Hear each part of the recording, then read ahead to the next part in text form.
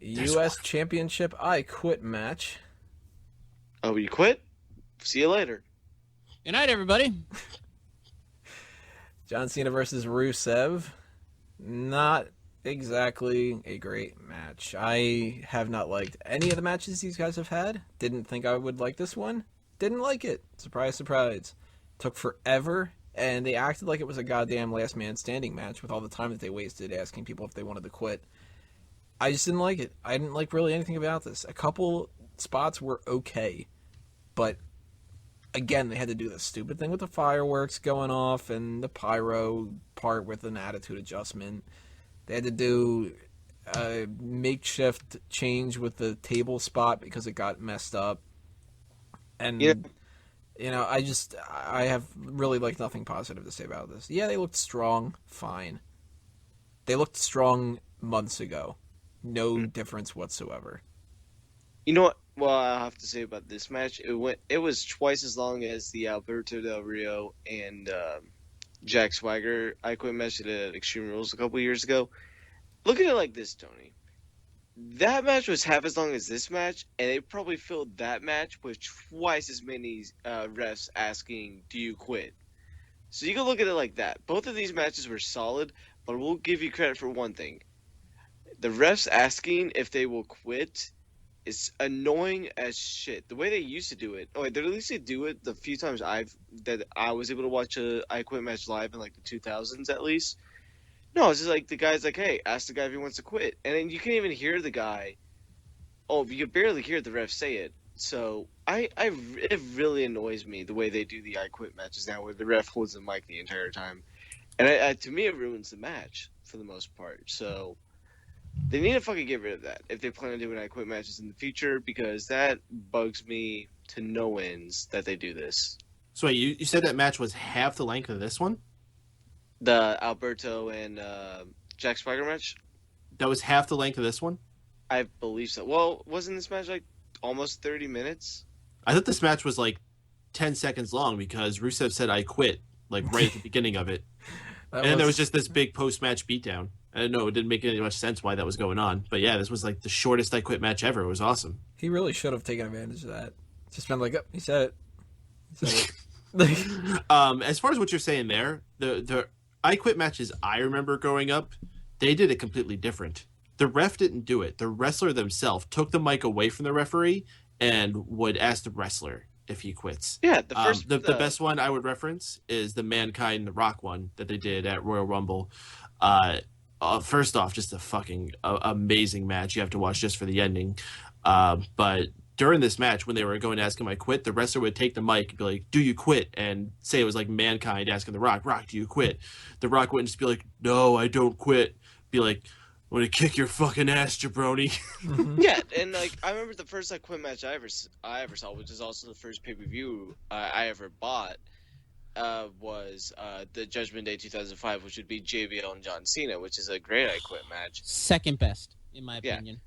Yeah, but no, like the way they did that, like, you know, it's like JBL just calling Cena a punk-ass bitch throughout the match, and then like the way they ended it with Cena holding the pipe in his hand and JBL taking the mic from the ref and saying he quits. I think that's the first one I saw, and I haven't seen too many since that one.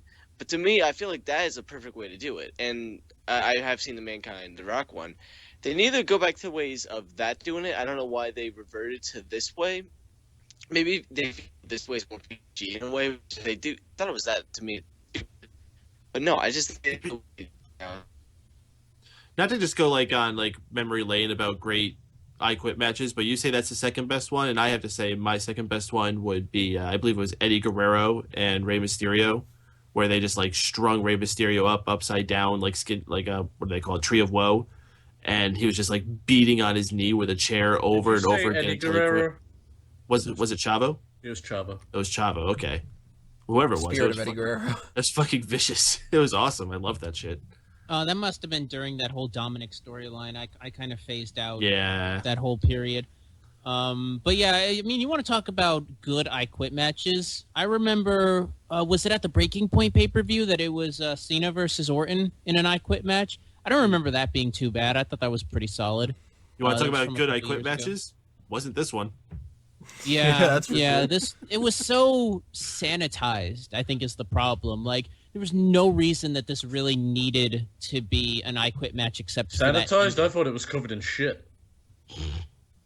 There was no grit to it. I mean, when you think back to all the great I Quit matches from before, there was a blood feud going. It meant something. There's just nothing there. It was still kind of fun. I mean, they went out and battled through the crowd, which I thought was neat.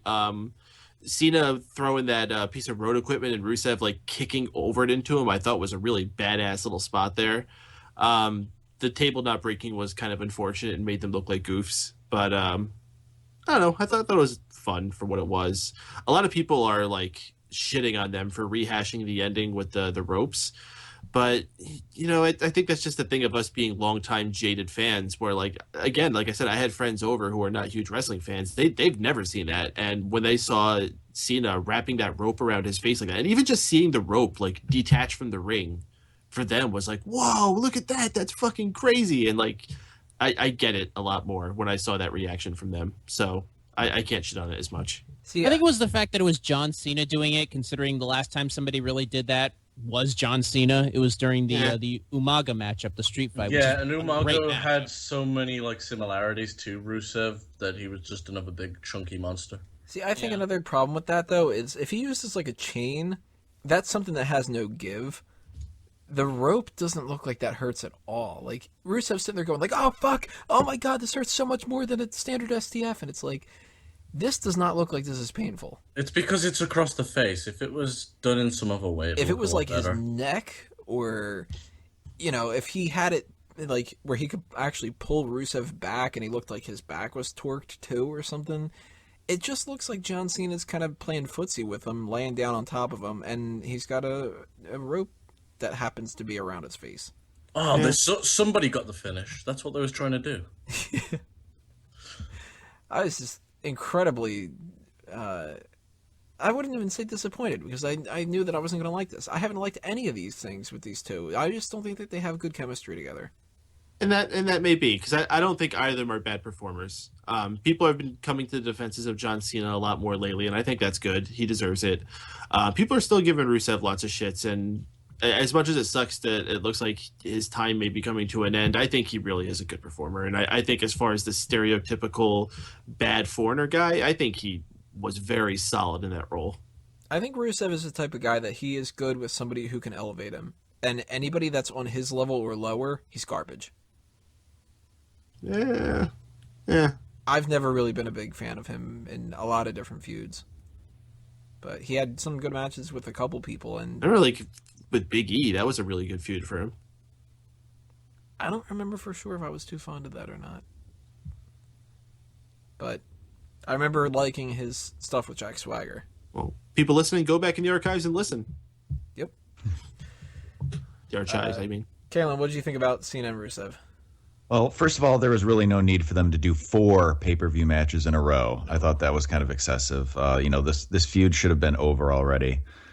For the match itself, I think I'm in the minority here. I enjoyed the match. It was above what I expected, especially being the 4th time around. It started slow in the beginning when they were just sizing each other up, which was kind of annoying. And then, there's a few other spots. There was the botched table spot that you guys had mentioned. That pyro spot was kind of silly. I mean, it was kind of predictable, too, because you could see the mat where he was going to land right there. It's like, oh, there's one on that side, but not on the other side. The ending itself was kind of predictable, too. We had discussed that was one option, that Lana was going to throw in the towel for him like that.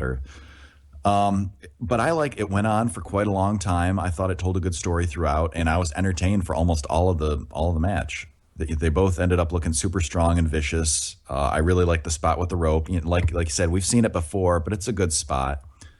All in all, it was in my better matches of the night. I know I'm in the minority here, but I like this one a lot. So there you go. Some positives, some negatives. That's how it goes here. But we've got one coming up that I know a lot of people are going to be excited to hear. Our opinions about the Bella Twins versus Naomi and Tamina.